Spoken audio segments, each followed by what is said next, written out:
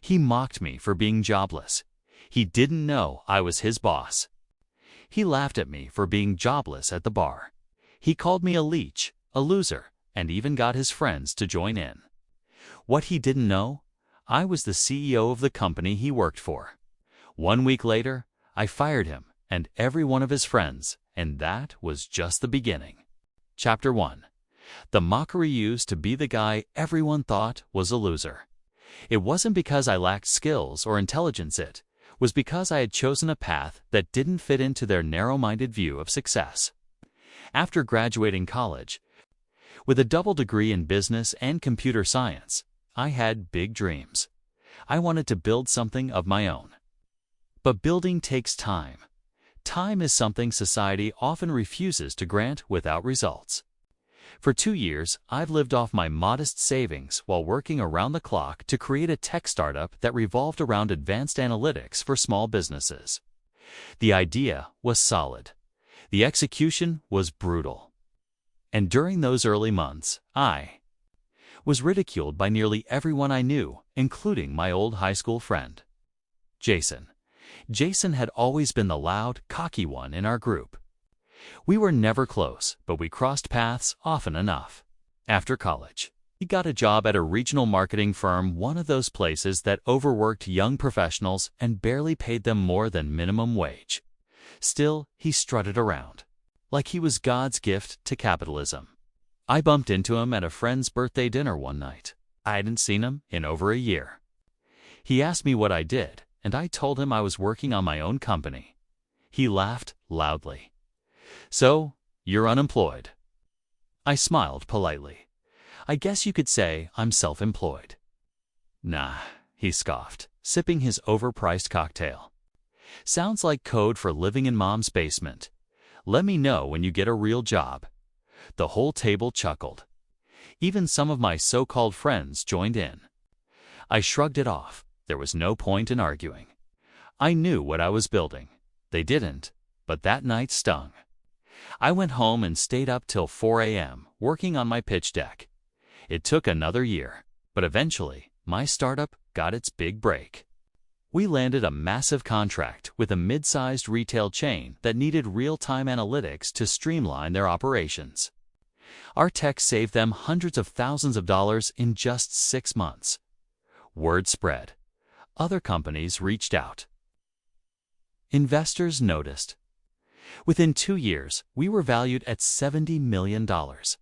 I kept a low profile, despite the company's success. I didn't post flashy updates. I didn't change my lifestyle dramatically, but behind the scenes, I expanded fast. We opened a new office in my city and began hiring aggressively. That's when the opportunity for poetic justice came knocking. Jason applied for a job. He didn't know it was my company. The name had changed since I'd founded it. My personal details weren't on the front page, and I didn't do interviews anymore. I had a full HR team. But when I saw his resume come across my desk, I froze. Not only had he applied, but he also listed 3 of his friends also from our high school circle as references. 2 of them had already been hired and were working under one of our product managers. I decided to play the long game. Chapter 2. Undercover Boss, Revenge in the Making. The next few days after that humiliating lunch were both exhausting and exhilarating. I hadn't felt this level of motivation since the early days of building my company. The memories of his smirk, the belittling chuckles of his group, the way he paraded his promotion like a golden trophy, let them fuel me. But I didn't act right away. I was strategic. Revenge, like any business move, required timing, discretion, and precision. I called in a meeting with my coup, Carla Nguyen, a woman as sharp as they come and loyal to the core.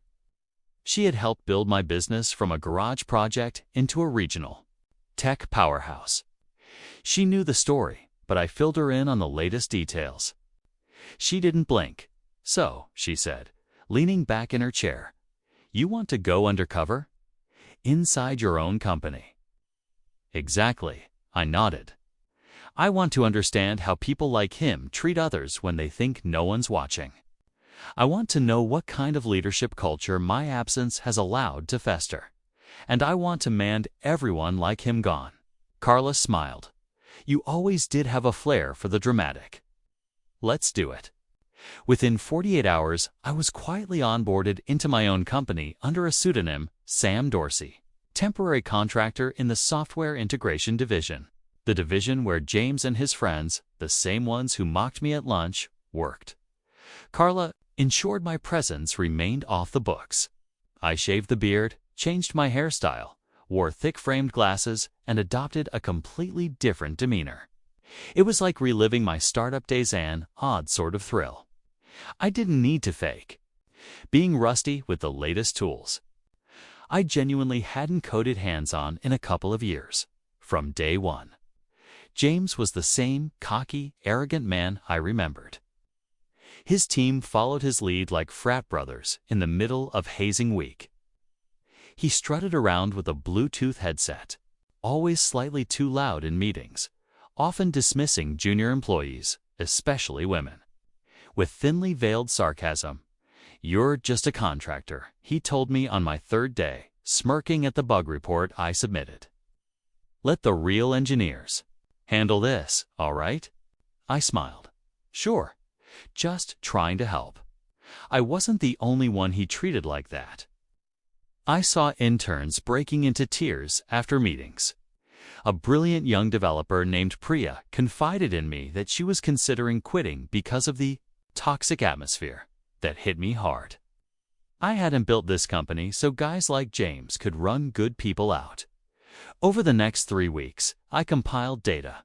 Every microaggression, every HR violation, every missed deadline caused by their laziness.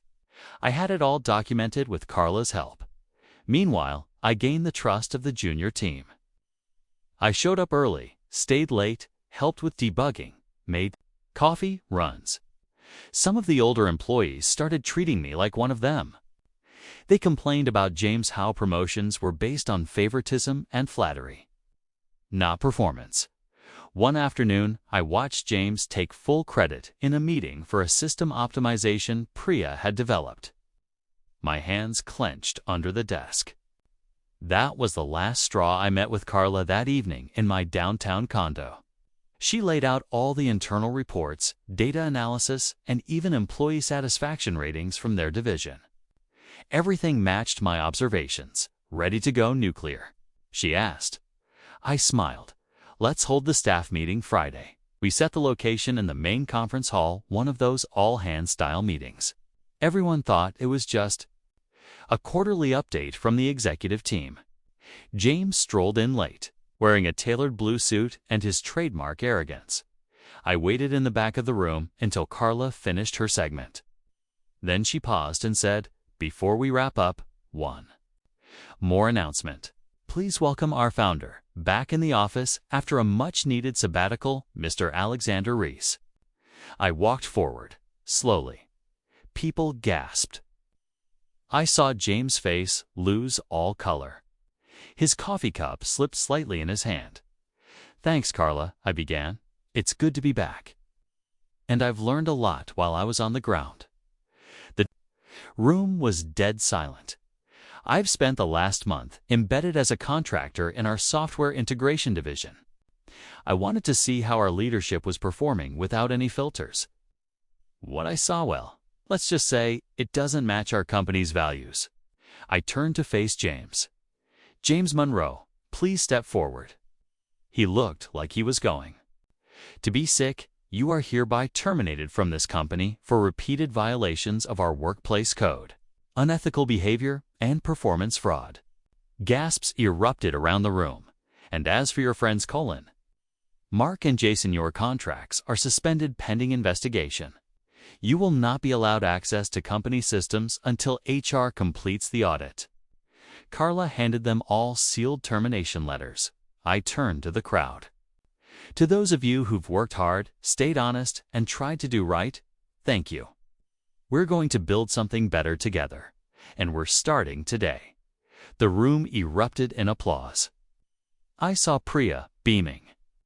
Even some of the execs Hoot stayed silent during James' rise, looked visibly relieved.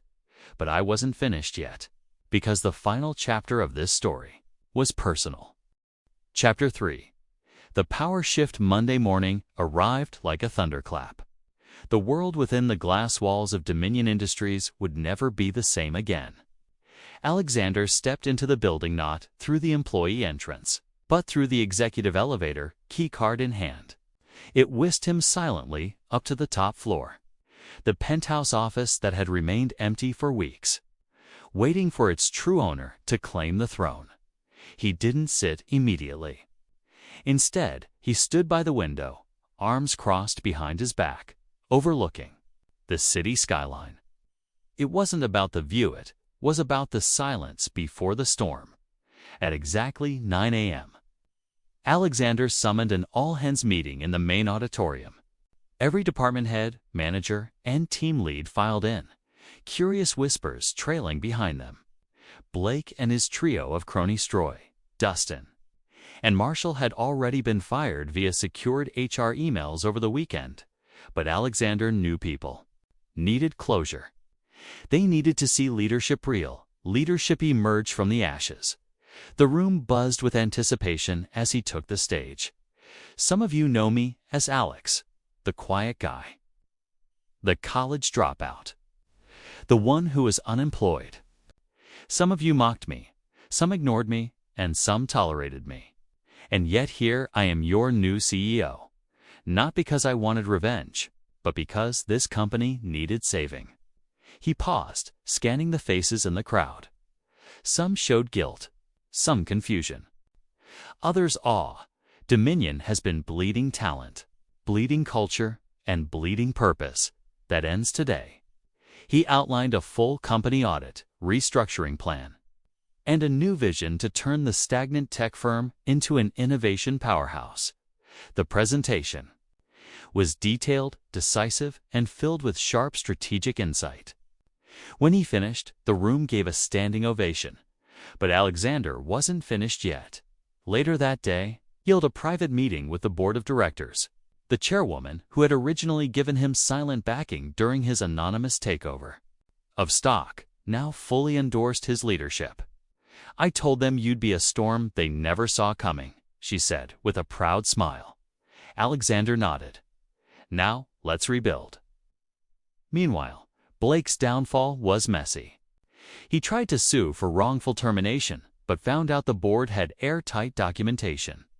His attempts to contact old allies were met with cold shoulders.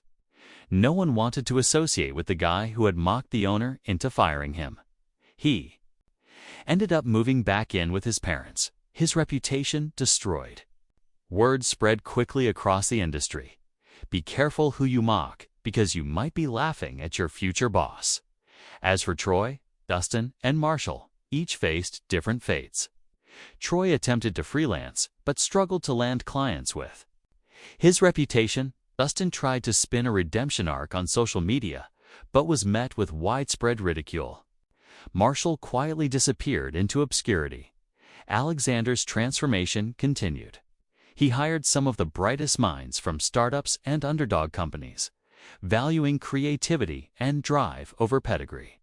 He set up mentorship programs, opened innovation labs, and gave back to the community. On the one-year anniversary of his takeover, Dominion Industries was named one of the fastest-growing companies in North America. Industry leaders attended his speech at a global conference where he shared the full story, not just of business, but of self-worth. "I was mocked for not having a job, laughed at for having dreams. But I didn't fight back with noise, I fought back with silence, strategy, and vision." If you're underestimated, don't waste energy proving them wrong. Prove yourself right. The crowd gave him a standing ovation. But Alexander didn't smile for praise. He smiled because he had finally stepped into the version of himself he always knew was there. As he stepped off the stage, someone from the audience called out, "What happened to the guy who mocked you?" Alexander paused, turned slightly, and said, "I gave him what he thought I'd never have the final word." The end.